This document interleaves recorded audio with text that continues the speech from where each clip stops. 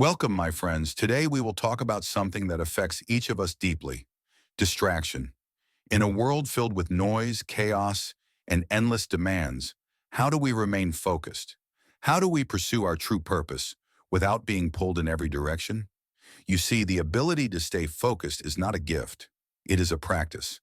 And like any practice, it requires mindfulness and patience. So today, I want to share with you the wisdom I have gathered on how you can achieve anything without distraction. We live in a world of endless distraction. Our phones buzz, emails pop up, and before we know it, hours have slipped away, consumed by things that do not serve our higher purpose. Distraction, my friends, is not just external. It exists in our minds as well.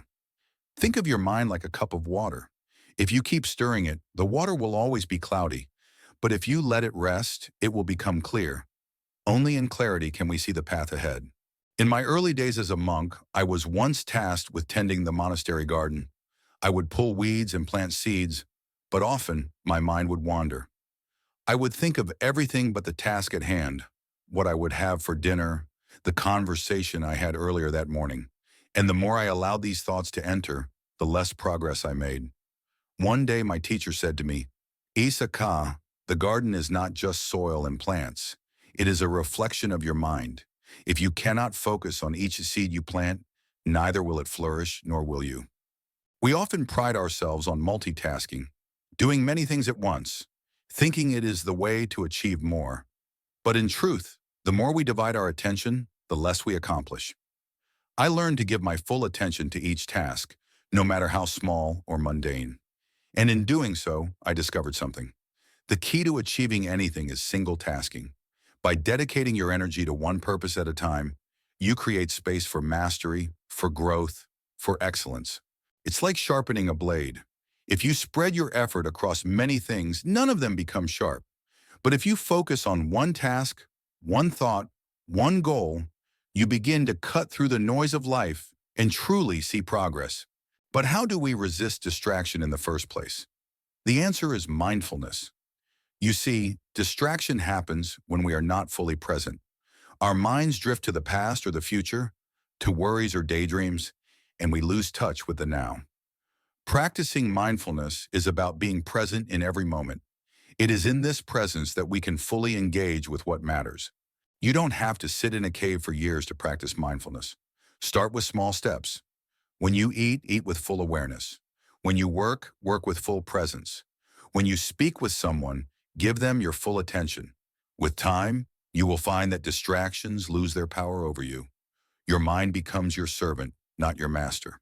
Now let us talk about something equally important: priorities. We often distract ourselves because we have not clarified what is truly important to us. In my life, there was a time when I wanted to do everything.